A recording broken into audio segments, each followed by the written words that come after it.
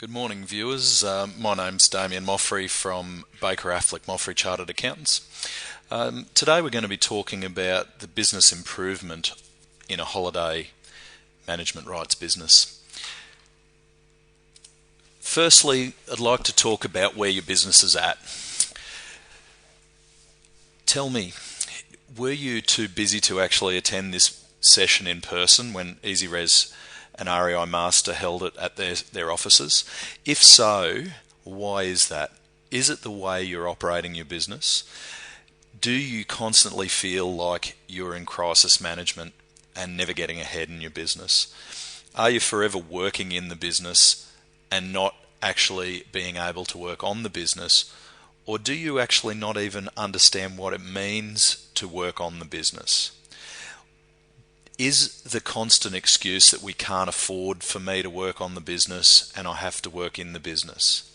If so, then the next 15 minutes of this presentation will help you greatly. Where is your time spent?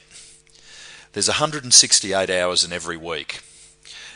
And the way that we spend those 168 hours is so important. It always comes down to our focus. Generally speaking, what we focus on, we become good at.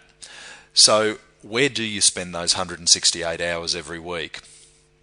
56 hours typically is spent asleep. Approximately 14 hours is spent eating. How many hours a week do we spend with our family? Do we get the time we really want to spend with our family? Do we actually have the time? Do we make the time, and do we focus on that time? Are we present during those hours? So approximately 28 hours a week is what we would estimate most people have time to spend with their family. How many hours do you spend waiting? Waiting in line, waiting at lights, waiting at the doctors, waiting for your kids, waiting for the bathroom, waiting for food, or waiting in a car? How many hours would that be in your situation? Let's assume those are about 8 hours a week. And that's a conservative number. How many hours do we spend in the bathroom? An underestimated place for many, I suspect. In the toilet, brushing our teeth, showering, doing our hair, shaving, cleaning, whatever we do in the bathroom. So most people would spend typically 7 to 14 hours a week in the bathroom. That leaves approximately 55 to 48 hours a week. How do we spend those hours? Are they our focused hours that we spend on work? Are they interrupted by email? Are they interrupted by our team or the phone?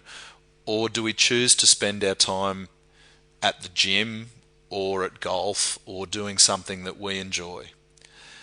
So those 55 to 48 hours are the crucial ones. Really, we want to enable ourselves to have that time with our family.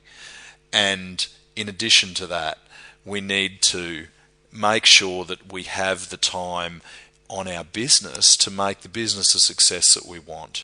The Pareto Principle. What do you focus on? The Pareto Principle notes that roughly 80% of the effects come from 20% of the causes. In business terms, 80% of your profit comes from 20% of your input.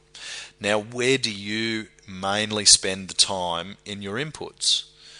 Do you spend the time doing the marketing that is required in your business to ensure that the business is successful?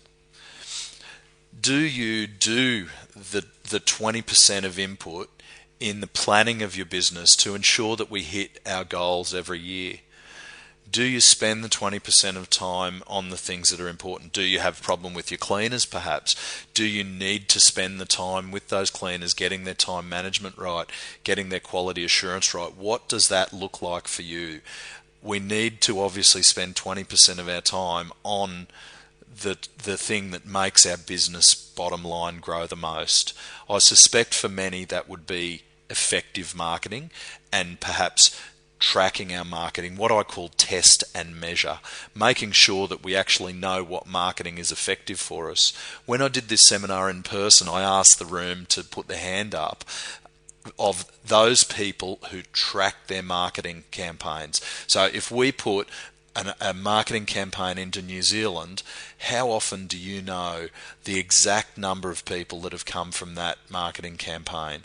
Now, it's about tracking, it's about asking the right questions when people book, it's about talking to the people on our front desk and having them trained to actually put that information into our computer system.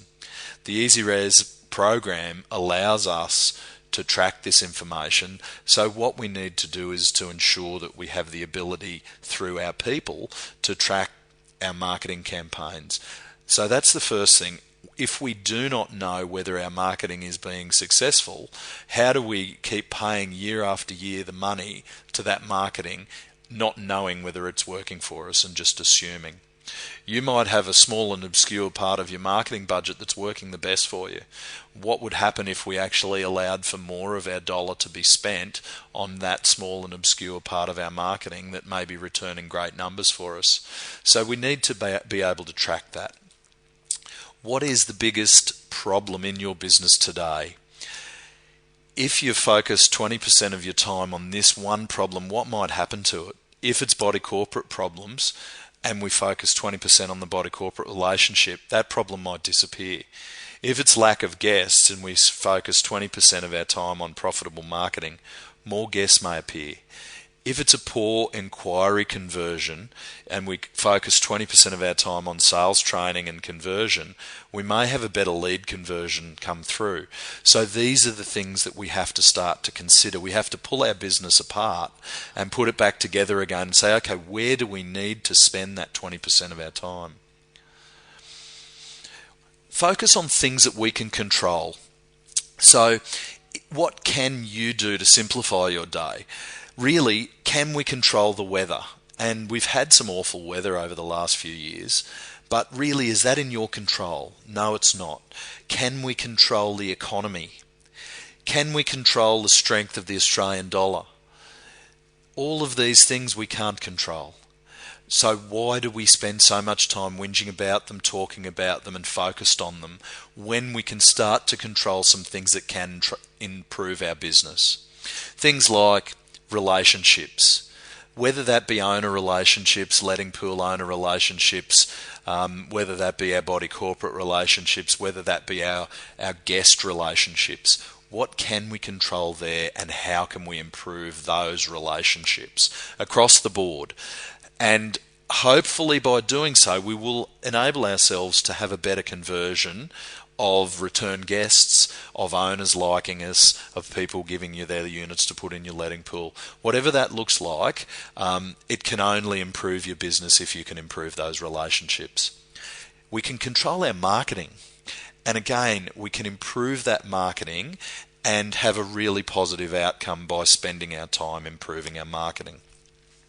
We can control our communication, because if we're negative a lot in our communication towards the weather, our economy, the beach erosion, the Aussie dollar, those things will consume us and our communication will reflect that. However, we can control our communication in a positive way and put a positive message out there to our lock-up owners, our live-in owners, our rent roll owners, our clients, etc. You can control your communication. Just like you can control the use of your time. Your time is so important and how you spend that is crucial. If your business is struggling and you're playing golf twice a week, then you need to reconsider what is really important at the present time. It may be that golf is more important than business, and that's fine if that's your focus. But if obviously you're wanting to improve your business, it might be that you need to refocus some of that time to enable yourself to improve.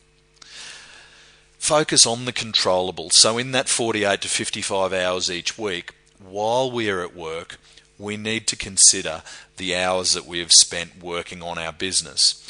We need to plan, engage, focus and implement things that we need to put in place to improve our business. If we're planning, engaging those plans and focusing on them and implementing them, they are really the four things that we need to do to be successful. How many people have a business plan? And is that business plan written? How many people have a marketing plan? And again, is that plan written? Those sorts of things that you may see as basic may be the key ingredient that improves your business to where you want it to get to. Working on your business, what does that look like? Do you outline your business goals? Have you done so? And have you looked at what's working well in your business and what's not working well? Obviously, within your business, there are certain things that do really well and certain things that don't do so well. What about focusing on the things that are going to give us the highest dollar return on our investment? So focusing on the things that are really going to improve our bottom line, or improve the customer experience, or improve our marketing campaigns, things that are really going to improve the dollars and cents that come out at the bottom of the business and the quality of our business, quality of your life, quality of your time spent within that business. What challenges do we have coming up in the next 12 months, and have we planned for those?